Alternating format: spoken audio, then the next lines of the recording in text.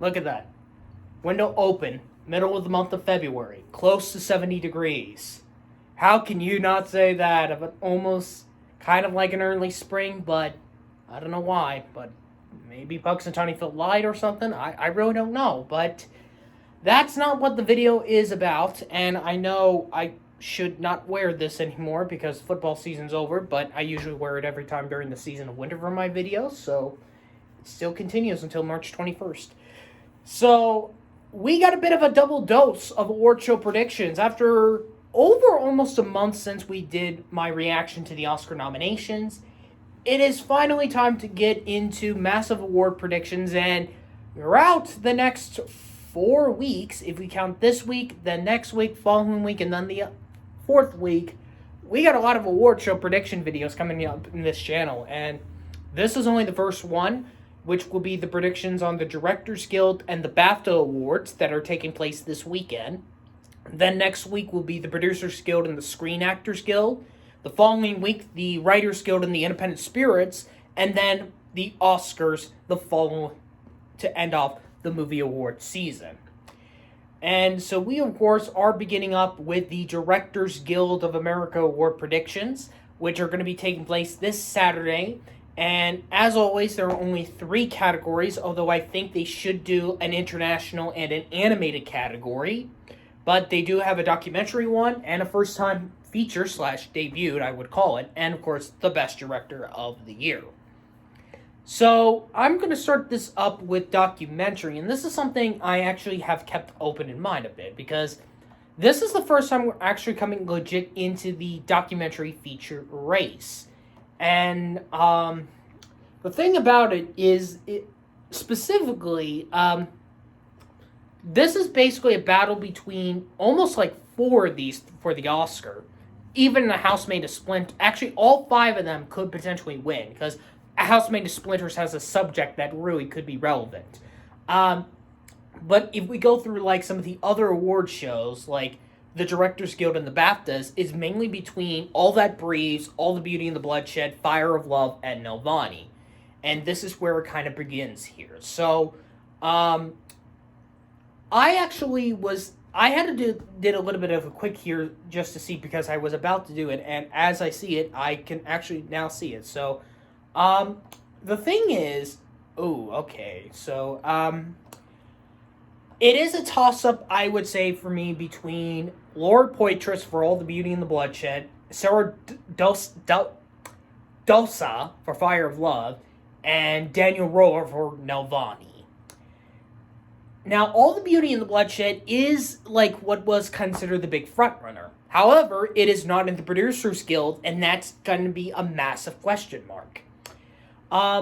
Sarah Dosa almost made it in the director nominations of the BAFTAs, and Nelvani is kind of probably the favorite to win. Now, I had to look up here because Laura Poitras is the director of Citizen4, which that film won Best Documentary at the Oscars.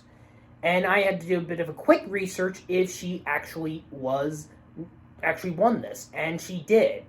But I did not realize that there are some people that can win twice, like Matthew Heineman did for both his films, Cartel Land and City of Ghosts. But the thing is, he's also even nominated here for Retrograde, so they could go 3 for 3, and that might not help with the Oscars. And it would just be Producers Guild, the BAFTAs, and the Spirits that were determined. So now it's basically all 3 of them, between Poitras, Dosa, and Rower here. And I can actually see almost all 3 of them could go into major different places. But since it is here, I think Laura Poitras will go 2 for 2, unless if she has been nominated before. But in terms of the big major ones from Citizen4, I think she will win for All the Beauty and the Bloodshed. And first time feature, I think this one is a no-brainer. That's Charlotte Wells for Aftersun. That is basically the debut of the year. Although Audrey Dewan is nominated for Happening, which she was actually nominated at last year's BAFTAs, but it was ineligible for the American Awards over here, last year, so it's here for the American Awards this year. And of course, it's interesting that France submitted Saint Omer, which is also here instead of Happening, but this is definitely Charlotte Wells' award to lose. And finally, for Best Director, for the Best Film Director, it is a toss-up, of course, between Daniel Kwan and Daniel Scheinert and Steven Spielberg. So, they're both now have won wins. The Daniels have Critics' Choice, and Spielberg has the Golden Globe. The Daniels are most likely to win another place, which we'll get to later. But the question is, will they also win here as well if Everything Everywhere All at Once is the picture frontrunner? Now, I'm going to do something here a little bit to see the history of this specifically for Steven Spielberg here, because there might be some cases where I just want to see how many did he got the wins. He won for The Color Purple. Okay, he has also won, I know, Schindler's List, Saving Private Ryan. Did he also win anything else in prior to that? Not Munich. I know not this decade. So it has been a while. Yeah, and Spielberg has won 3. And it has been a while since Spielberg has gotten a win. And the Daniels are also up for the first time. And it will be in a long time since a duo director would win the Oscar since the Coen brothers for No Country for Old Men. I'm actually going to say the race is still going to be evenly matched, and I am actually going to be saying Steven Spielberg would win this, because this could be the only thing the Fabelmans might win on Oscar night, maybe original score. But if they do want to get the Fabelmans something, it's got to be probably somewhere in the guilds, it might be here. So I am saying Spielberg will win for Best Director. And that kind of wraps up my predictions for the Directors Guild. Now it's time to go to the 76 BAFTA Awards, taking place this Sunday in London, with Alison Hammond hosting the pre-show and Richard E. Grant hosting the main show. Now that's going to be something interesting. Of course, this show is obviously usually live on BBC or BBC America, and I actually got to see the nominations actually live. I believe. Did I? No, I think I missed it, I believe. I remembered I did last year, but I think I only did last year, but I'm trying to think. So, it doesn't say if it's going to be on Okay, it will air on BBC in other country, America, I would say. But it's usually not live because, of course, it's already nighttime, past midnight over there. So... And the BAFTAs usually kind of edit a lot of for their American ones, for the American broadcast, I would say. And there's always the special award that always goes to the BAFTAs every year with the BAFTA Fellowship, and that is going to Sandy Powell. And just want to mention clear, All Quiet on the Western Front has the most with 14, and almost got everything it could have got up for based on the long list, or short list, as I would say, was Best Actor. And that was the only category it did not get, but it got everything else it could. So there could be a lot of cases where I might go with All Quiet. But we'll get to that as soon as we're going to start up with the short films first. And I think these two are going to be pretty easy. Best British Short Film, the Oscar nominee, An Irish Goodbye. And Best British Animation Short, the Oscar nominee, The Boy, the Mole, the Fox, and the Horse. The EE Rising Star Award is voted by the public. Now, you have a potential candidates. Now, Darren McCormick is up for actor, and you know for a fact he won't win for Good Luck to You, Leo Grande. Naomi Ackie was Whitney Houston in Whitney Houston, I Want to Dance with Somebody. Amy Lee Wood isn't living. And then you got Emma Mackey, who is in the hit Netflix series Sex Education, along with Amy Lee Wood as well. So there could be a lot of possibility that maybe some TV audiences might vote for this.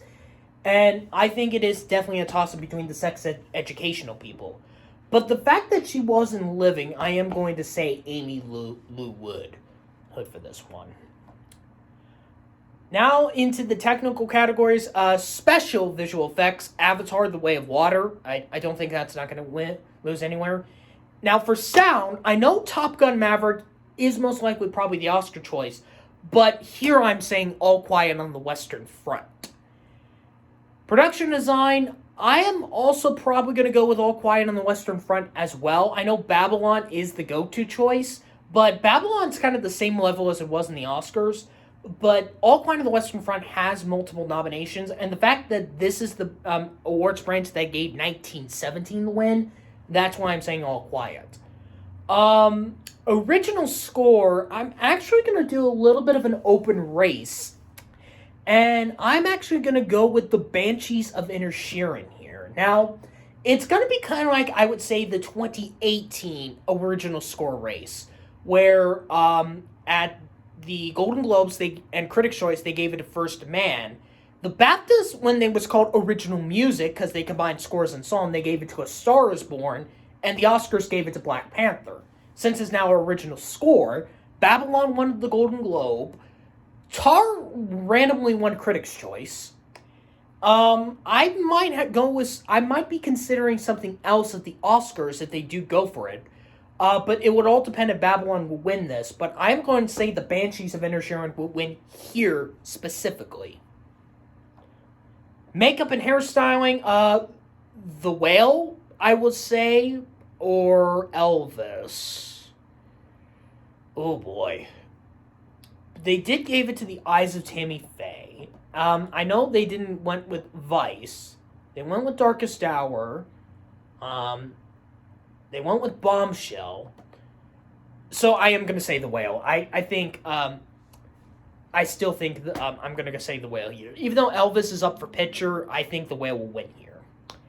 Costume design, I am going to be saying Elvis here. I think that is pretty much a clear bet, which would enter some bit of competition with Black Panther Wakanda Forever, since it's not in here, here in this category specifically.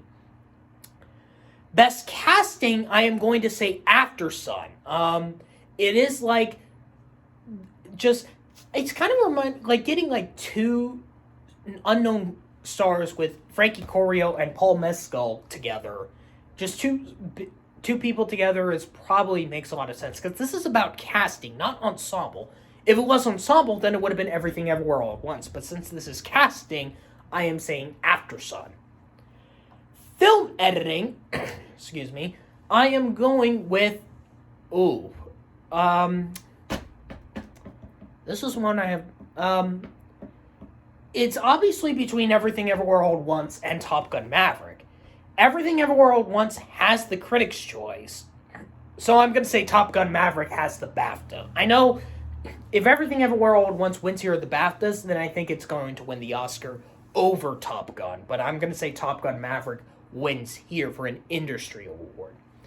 And cinematography, although Top Gun Maverick is here, I am saying All Quiet on the Western Front, since it's now the Oscar frontrunner, unless Elvis does something, but I'm saying All Quiet on the Western Front. Debuted by a British writer, director, or producer, Charlotte Wells for After Sun for directing and writing that movie. That's basically a done deal. Although, you do have Carrie Brand for writing Good Luck to You, Leo Grande, but that's After Sun's award to lose. On to the feature film categories. Documentary feature. Once again, we are in the battle here between four of these, although they did nominate Moon Age Daydream. Here, I think they are going to say Fire of Love, because Sarah Dassa almost got the director nomination. I think my plan, I don't want to reveal it, but I think I might know what my plan is going to be when I do the Producers Guild. So I'm saying Fire of Love because Dassa almost got a director nomination. Film not in the English language, All Quiet on the Western Front, done deal. Next.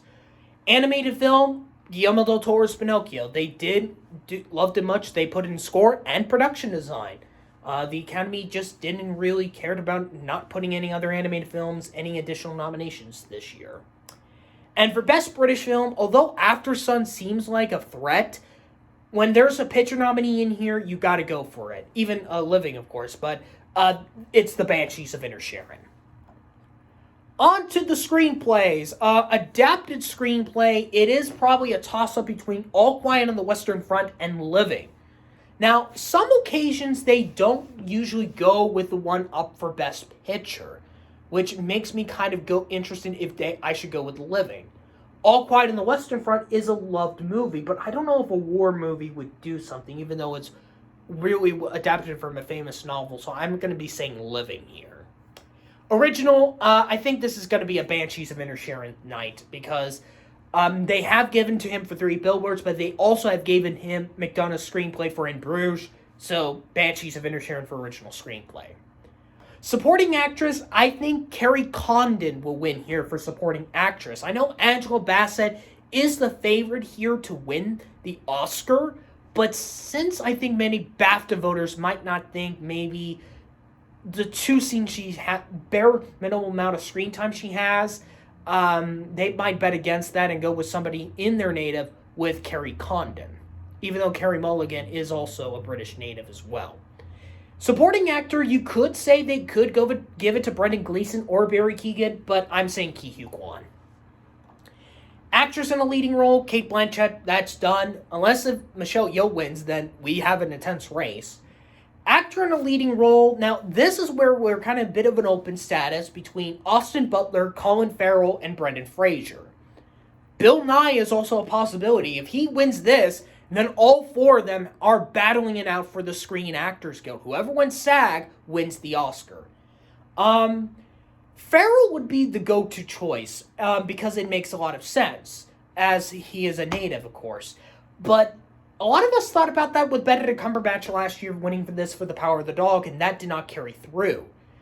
So I'm going to say Brendan Fraser, although Butler could be a possibility, but I wonder if the Critics' Choice speech will still give Fraser the win, though. And since they did love it as much, they did put it in screenplay. It's kind of like how they really did care about King Richard a bit, not also giving it to Will Smith, but they nominated Anjanou Ellis and the screenplay. So I think The Whale would do that and give Brendan Fraser the win. Best Director, I think this is pretty clear. The Daniels, I do think, will win this one. Although, I would not be shocked if Edward Berger wins this one. Because with the film having the most nominations, they could give it to it. And then the Daniels are still, one with the Critics' Choice. And if my prediction for DJ is correct with Spielberg could win. But I am saying the Daniels here wins the BAFTA. Some people think Todd Field could do it, which he's probably a close second or third between him and Berger, but I'm saying the Daniels. And best film, I think this is definitely a good question. Are they going to go big on Everything Everywhere All at Once? Or they're going to do, once again, not match with the Oscars and go with the Banshees of Inisherin? I think Banshees will win this one. Because I have been winning screenplay and Condon and even additional one for score.